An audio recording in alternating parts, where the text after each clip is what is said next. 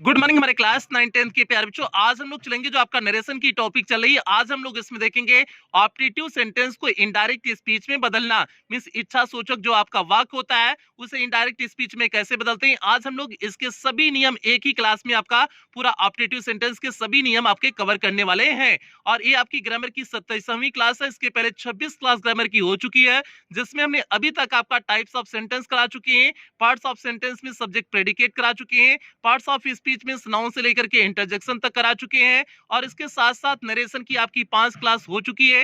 ये आपकी 6ठी क्लास है। तो यदि इसमें से आपका कुछ भी छूटा हो तो आप चैनल की प्लेलिस्ट में जाइए। प्लेलिस्ट में जाएंगे तो यदि आप क्लास 10th में होंगे तो आपकी अपनी प्लेलिस्ट बनी होगी, UP board class 10th English grammar new syllabus करके आपकी अपनी प्लेलिस्ट बनी होगी। उसमें सारी क्लासेस शेड्यूल वाइज लगी हुई होंगी, तो जहां से भी आपका छोटा है आप वहां से देख करके पूरा कर सकते हैं। इसी तरह से यदि आप क्लास 9th में होंगे तो भी आपकी ग्रामर की अलग से प्लेलिस्ट बनी है। आप 9th की ग्रामर की प्लेलिस्ट में जाकर के चेक करके जहां से भी आपका छोटा है आप वहां से पूरा कर सकते हैं। तो प्यारे बच्चों, जल्दी से हम लोग आज की क्लास से कनेक्ट होते हैं। क्लास से कनेक्ट होने से पहले जो भी बच्चे चैनल पे पहली बार आए, चैनल को सब्सक्राइब करेंगे, वीडियो को लाइक करेंगे, और क्लास 9 10 की हर एक बच्चे तक वीडियो को शेयर और करेंगे। प्यारे बच्चे, ये आपकी जिम्मेदारी है।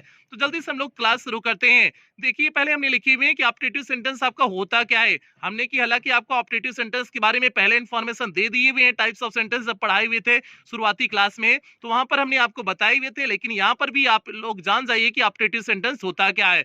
यहाँ पर हमने लिखी हुई, यदि रिपोर्टेड स्पीच में प्रार्थना या कामना के अर्थ में मे का प्रयोग हो तो वह ऑप्टेटिव सेंटेंस कहलाएगा। तो प्यारे बच्चे, प्रार्थना के लिए या फिर कामना के लिए अगर आपके रिपोर्टेड स्पीच वाले सेंटेंस में, किसमें, रिपोर्टेड स्पीच वाले सेंटेंस में, आप बात समझने की कोशिश करना। रिपोर्टेड स्पीच वाले सेंटेंस में अगर मे का प्रयोग प्रार्थना या कामना के संदर्भ में प्रयोग हुआ है तो आप समझेंगे कि वह आपका क्या, कौन सा सेंटेंस है, ऑप्टेटिव सेंटेंस वह आपका होता है। ये प्यारे बच्चे आपका इसकी पहचान हो गई। अब हम लोग चलेंगे इसे कैसे बदलेंगे, इनडायरेक्ट स्पीच में कैसे बदलते हैं। अब हम लोग इसके सभी नियम देखते हैं। तो प्यारे बच्चे, इसका पहला नियम इनडायरेक्ट में बदलने के लिए, इसका पहला नियम होता है रिपोर्टिंग वर्ब सेट टू को भाव के अनुसार विज्ड में, कर्ज्ड में या प्रेड में बदलते हैं। प्यारे बच्चे, इस बात को पहले समझने की कोशिश करना कि हमने क्या लिखे हुए हैं। जो आप सेट टू बदलते हो, रिपोर्टिंग वर्ब सेट टू बदलते हो, सेट टू को यहाँ पर भाव के अनुसार किसमें बदलने हैं, विज्ड में बदलना है, कर्ज्ड में बदलना है, प्रेड में बदलना है। और ये सभी कब बदलेंगे, तो प्यारे बच्चे यहाँ पर हमने लिखे हुए हैं शुभकामना व्यक्त करने के लिए विज्ड का प्रयोग करेंगे। अगर आपके वाक्य के माध्यम से शुभकामना व्यक्त की जा रही है, किसी को शुभकामना दी जा रही है, तो आप जो है विज्ड का प्रयोग करेंगे। और साप व्यक्त करने के लिए, साप व्यक्त करने के लिए मतलब किसी को श्राप देने के लिए सेट टू को किस में बदलेंगे, कर्ज्ड में बदलेंगे। और ईश्वर से प्रार्थना करने के लिए सेट टू को किस में बदलते हैं, प्रेड में बदलते हैं। अगर ईश्वर से प्रार्थना करने का भाव आ गया है, मीन्स आपके वाक्य में गॉड शब्द अगर कहीं प्रयोग हो गया है, तो आप सेट टू को किसमें बदलेंगे, प्रेड में बदलते हैं। जैसे भैया स्कूलवा में प्रार्थना करते हो ना, भगवान से प्रार्थना करते हो कि भैया इतनी शक्ति देना दाता हमको, भगवान से कर रहे होते हो ना, तो वहां जो कर रहे होते हो मतलब क्या कर रहे होते, प्रार्थना कर रहे होते हो, मीन्स वहां पर प्रेड बदलेंगे। तो प्यारे बच्चे, ये आपका हो गया सिंपल सा बात। विश का प्रयोग कब करेंगे, शुभकामना के लिए। श्राप किसी को देंगे तो कर्ज का प्रयोग करेंगे। और ईश्वर से प्रार्थना की बात होगी तो हम प्रेड का प्रयोग करते हैं। ये तो हो गया सेट टू किस में बदलेगा, ये उसके लिए नियम हो गया, पहला नियम। उम्मीद करते हैं ये पहला नियम समझ में आ गया होगा। अब हम लोग आगे बढ़ते हैं, रूल नंबर 2 की तरफ आगे बढ़ते हैं। यहाँ पर देखिए हमने लिखे हुए कनेक्टिव वर्ड दैट का प्रयोग करते हैं। रूल नंबर 2 में देखिए हमने लिखे हुए कनेक्टिव वर्ड दैट का प्रयोग करते हैं। जो आपका कनेक्टिव वर्ड होता है, यहाँ पर कनेक्टिव वर्ड किसका प्रयोग करेंगे, दैट का प्रयोग करेंगे। और रूल नंबर 3 में देखिए इंटरजेक्शन चिन्ह को हटा करके फुल स्टॉप का प्रयोग करते हैं। जाहिर सी बात है, जो मार्क ऑफ इंटरजेक्शन एक्सक्लेमेशन लगा हुआ होता है उसे हटा करके किसका प्रयोग करेंगे, फुल स्टॉप का प्रयोग करेंगे। क्यों करते हैं, क्योंकि वाक्य को हम सिंपल सेंटेंस बना देते हैं, मीन साधारण वाक्य बना देते हैं। और ये भी ध्यान देना, वाक्य को असर्टिव सेंटेंस बना देते हैं। जो भी आपका वाक्य होगा उस वाक्य को किस में बदल देते हैं, असर्टिव सेंटेंस में बदल देते हैं। और असर्टिव सेंटेंस अगर बदल रहे हैं तो उसके सभी नियम अप्लाई भी होंगे। अब जैसे हमने एग्जांपल दिए हुए हैं, यहाँ पर पहला एग्जांपल देखिए, समझने की कोशिश करिएगा कि हमने पहले एग्जांपल में क्या लिखे हुए हैं। ये देखिए हमने लिखे हुए हैं, ही सेड टू हिम, उसने उससे कहा, मे यू लिव लॉन्ग, आप लंबे समय तक क्या रहो, जिंदा रहो। तो प्यारे बच्चे, मे का प्रयोग हुआ ना, मे का प्रयोग हुआ तो सेंटेंस आपका कौन सा हुआ, ऑप्टेटिव सेंटेंस हुआ ना, इच्छा सूचक वाक्य हुआ ना। यही तो हमने पहचान बताया था, में से किसी का कामना की बात हो या प्रार्थना की बात हो तो हम जो है आपका सेंटेंस कौन सा होता है, ऑप्टेटिव सेंटेंस होता है।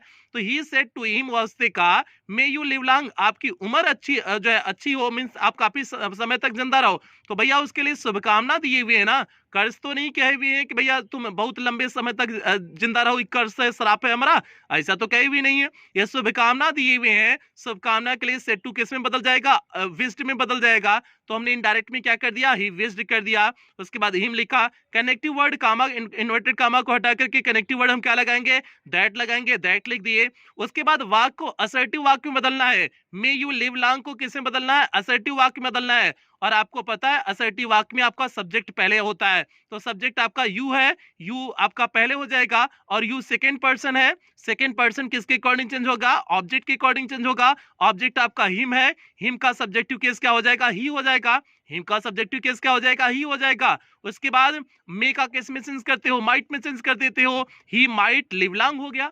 और माँ का एक्सक्लेमेशन देखो, पहले वाले डायरेक्ट स्पीच में माँ का एक्सक्लेमेशन लगा हुआ है, एक्सक्लेमेशन बीच में बोधक चिन्ह लगा हुआ है, लेकिन यहाँ पर फुल स्टॉप का प्रयोग कर दिए तो क्या हो गया, he wished him that he might live long हो गया। सिंपल सा कॉन्सेप्ट है कि आपने जो है वाक्य जो भी होगा उसे असर्टिव सेंटेंस से बदल देंगे, और जो है कामा इन्वर्टेड कामा हटा करके कनेक्टिव वर्ड दैट लगाते हैं, भाव के अनुसार विश्ड में, कर्ज्ड में या प्रेड में बदल देते हैं। अब देखिए हमने नोट के पॉइंट इसी के बाद लिखे हुए हैं, बाकी अन्य सभी नियम असर्टिव सेंटेंस की भांति प्रयोग करते हैं।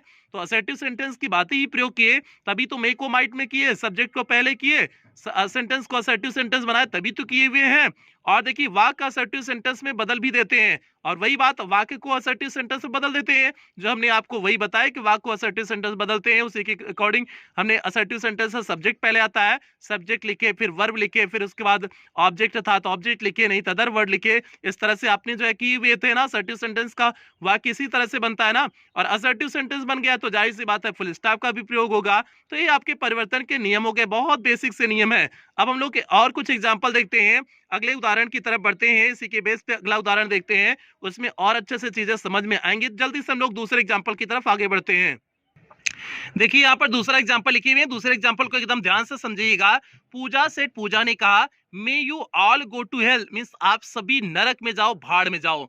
तो प्यारे बच्चे ये बताओ, पूजा ने कहा हुआ है कि आप सभी भाड़ में जाओ, नरक में जाओ, कर्ज की हुई है ना, श्राप दी हुई है ना, और पूजवा श्राप दे दी है, तो इसके लिए हम सिर के स्थान पे क्या लगाएंगे, कर्ज का ही प्रयोग करेंगे ना। तो क्या कर देंगे, पूजा कर्ज कर देंगे। उसके बाद दैट लगाएंगे, कामा इन्वर्टेड कामा हटा करके दैट लगाने होते हैं। उसके बाद सब्जेक्ट लिखेंगे, यू आपका सब्जेक्ट है, यू चेंज हो जाएगा ऑब्जेक्ट के अकॉर्डिंग। यहाँ ऑब्जेक्ट आपका कुछ दिया नहीं है, तो हम फर्स्ट पर्सन या थर्ड पर्सन का ऑब्जेक्ट मानते हैं। तो मान लो हमने ऑब्जेक्ट वहां पर दे मान लिया, तो सब्जेक्ट उसे क्या बना देंगे, दे बना देंगे। तो इसलिए यहाँ पर दे लिखा, उसके बाद दे ऑल लिखे, फिर उसके बाद मे को किस में चेंज कर दिए, माइट में, क्योंकि असर्टिव सेंटेंस बदल रहे हैं, तो असर्टिव सेंटेंस को मे का माइट में बदल जाता है, दे ऑल माइट। उसके बाद जैसे उतार देंगे गो टू हेल, तो सिंपल हो गया, Pooja cursed that they all might go to hell. इसे इस तरह से भी लिख सकते थे, पूजा कर्ज्ड देम, कर्ज्ड देम भी कर सकते थे, cursed them that they all might go to hell कर सकते थे। तो प्यार बच्चे उस तरह से आप भी कर सकते, ऑब्जेक्ट लिख भी सकते हो, ऑब्जेक्ट नहीं भी लिख सकते हो, तो आपका जो भी मन कहे आप उस ढंग से जो है परिवर्तित कर सकते हो, जैसा कि हमने आपको पीछे भी बता चुके हुए हैं। तो ये आपका हो गया, Pooja cursed that they all might go to hell हो गया। सिंपल से आपके कुछ कॉन्सेप्ट हो गए प्यार बच्चे, ये आपका दूसरा एग्जांपल हो गया। तीसरे एग्जांपल की तरफ हम लोग बढ़ते हैं, देखते हैं तीसरा एग्जांपल क्या है। तीसरा एग्जांपल में लिखे हुए, Rajni said to him, Rajni ने उससे कहा, मे गॉड हेल्प यू, ईश्वर आपकी मदद करें। तो प्यार बच्चे रजनी ने आप जो है उससे कहा कि ईश्वर आपकी मदद करें, मीन्स भगवान से प्रार्थना की गई है ना, प्रार्थना के लिए आप किसका प्रयोग करते हैं, प्रेड का प्रयोग करते हैं। तो क्या हो जाएगा, रजनी प्रेड दैट, रजनी ने प्रार्थना किया कि, अब उसके बाद हमने सेड टू को प्रेड मतलब कनेक्टिव वर्ड दैट लगाए, उसके बाद गॉड शब्द पहले आ जाएगा क्योंकि सब्जेक्ट बनाने हैं, गॉड हो जाएगा, मे को माइट में बदल देने हैं, गॉड माइट हो गया, हेल्प हो गया, यू का यू ऑब्जेक्ट के अकॉर्डिंग चेंज हो जाएगा, ऑब्जेक्ट हिम है, हिम के अकॉर्डिंग यहाँ पर हिम हो जाएगा, क्योंकि यू ऑब्जेक्टिव केस में है, ऑब्जेक्टिव केस में है, और ऑब्जेक्ट के अकॉर्डिंग जो है हिम चेंज हो जाएगा, तो हिम का ऑब्जेक्टिव केस हिम ही होता है, क्योंकि इसका सब्जेक्टिव केस ही होता है, पॉजेसिव केस ही होता है, लेकिन ऑब्जेक्टिव केस हिम ही होता है, तो इसलिए यहाँ पर हिम हो गया। तो सिंपल सा आपने क्या कर दिया, Rajni prayed that God might help him हो गया। ये आपका सिंपल सा कॉन्सेप्ट क्लियर हो गया। बस इसमें कुछ नहीं करने हैं, सेट टू को जो है भाव के अनुसार जो भी होगा, कर्स होगा, प्रेड होगा जो है या फिर विस्ड होगा, जो भी भाव के अनुसार होगा उसे चेंज करेंगे, कनेक्टिव वर्ड दैट लगाएंगे, बाकी सेंटेंस को असर्टिव सेंटेंस बदल देते हैं, सभी असर्टिव सेंटेंस के नियमों का भी पालन करते हैं। बस आपका कंप्लीट हो गया। बस इतना ही था और इसके अलावा कुछ और नहीं है। इतने पे आपका यह क्या हो जाता है, कंप्लीट हो जाता है। ए प्यारे बच्चे आपका हो गया। अब हम लोग चलते हैं दूसरे नियम की तरफ बढ़ते हैं, देखते हैं आपका दूसरा नियम क्या है। ये दूसरा नियम ध्यान से समझिएगा। दूसरे नियम में देखिए हमने रूल नंबर 2 लिखे हुए हैं, यदि रिपोर्टेड स्पीच में गुड बाय या गुड नाइट का प्रयोग होता है तो सेट के स्थान पर बेड का प्रयोग करते हैं, तथा गुड मॉर्निंग का प्रयोग हो तो सेट के स्थान पे विस्ड लिखते हैं।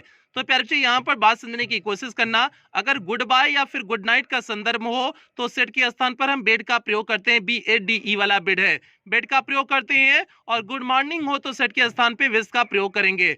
तो प्यारे बच्चे गुड बाय और गुड नाइट में अलग होने का भाव प्रकट होता है, इसलिए हम बेड का प्रयोग करते हैं, और गुड मॉर्निंग में विश का भाव प्रकट होता है, इसलिए हम यहाँ पर विश का प्रयोग करते हैं।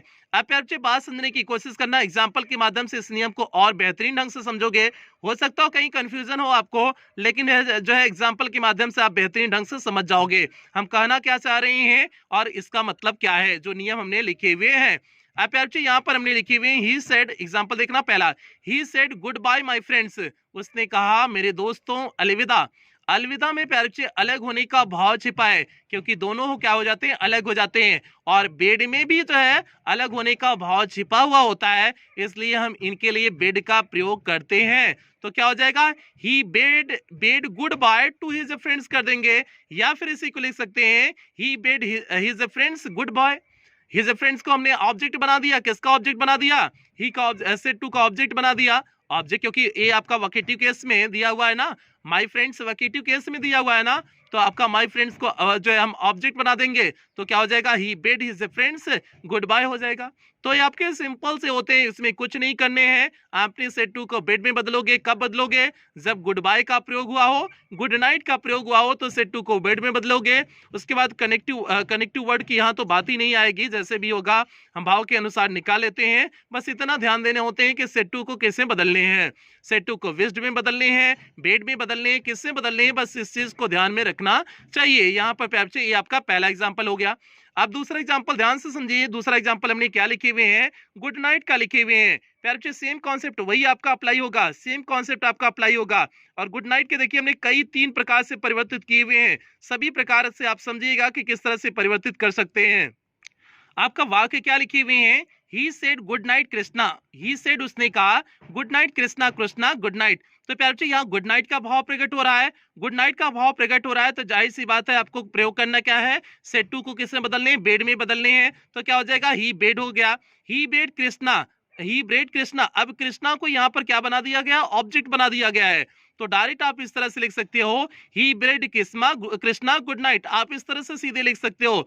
या फिर अगर नहीं आपका ऐसे करने का मन है तो आप एक तरह से और इसे लिख सकते हो, कैसे लिख सकते हो, he bade good night to Krishna, to से भी कृष्णा को जोड़ सकते हो, तो सिंपल से ऐसे कर दोगे, he bade good night to Krishna, उसने कृष्णा को गुड नाइट बोला, तो इस तरह से जो है आप यूज कर सकते हो। या फिर इसे लिख सकते हो, he wished good night to Krishna, wish का भी प्रयोग गुड नाइट के लिए कभी कभी कर देते हैं, तो कर भी सकते हैं, लेकिन बेहतर बेड का ही प्रयोग माना जाता है, विश का भी प्रयोग कभी कभी कर देते हैं। तो विश का प्रयोग करेंगे तो he wished good night to Krishna, इस तरह से भी कर सकते हैं।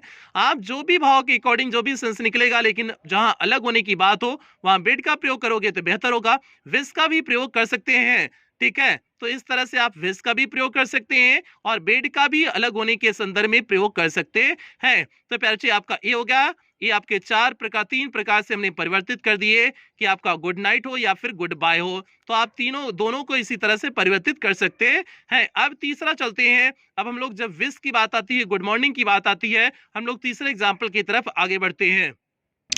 तीसरा एग्जाम्पल देखिए हमने यहाँ पर लिखे हुए हैं, डायरेक्ट स्पीच में देखिए, रवि सेड, रवि ने कहा, गुड मॉर्निंग माय फ्रेंड, मेरे दोस्त गुड मॉर्निंग। तो प्यारे बच्चे यहाँ पर रवि ने किसको कहा हुआ है, माय फ्रेंड मींस मेरे अपने दोस्त को कहा हुआ है, माय फ्रेंड ये ऑब्जेक्ट हो जाएगा, तो कैसे लिख देंगे, रवि विश्ड, अब गुड मॉर्निंग है तो विश का प्रयोग करेंगे, तो Ravi wished his a friend. अब हिज कैसे हो गया, माई हिज में कैसे हो गया, आपको पता होगा माई फर्स्ट पर्सन का पजेसिव केस, आई का पजेसिव केस माई होता है, आई आपका फर्स्ट पर्सन होता है।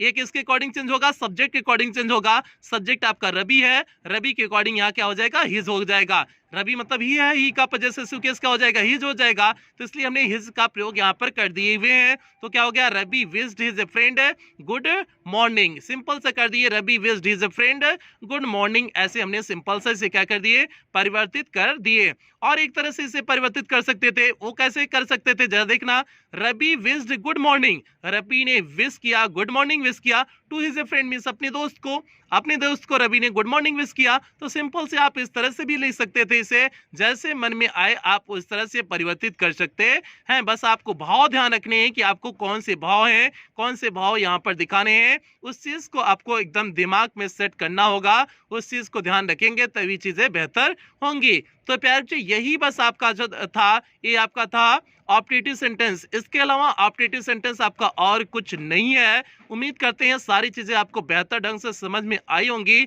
अब आपका सब कुछ कंप्लीट हो चुका है नरेशन में, केवल एक सेंटेंस और बचा है, एक्सक्लेमेटरी सेंटेंस। एक्सक्लेमेटरी सेंटेंस आपको कल की क्लास में पूरी तरह से कंप्लीट कर देंगे, और एक्सक्लेमेटरी सेंटेंस कंप्लीट होने के बाद आपका नरेशन पूरी तरह से कंप्लीट हो जाएगा। तो 6 क्लास आपकी चल चुकी है नरेशन की, 1 क्लास बची हुई है, 7 क्लास में आपका नरेशन पूरी तरह से कंप्लीट हो गया, और हमने हर चीजें आपको बेहतर ढंग से बताई हुई हैं।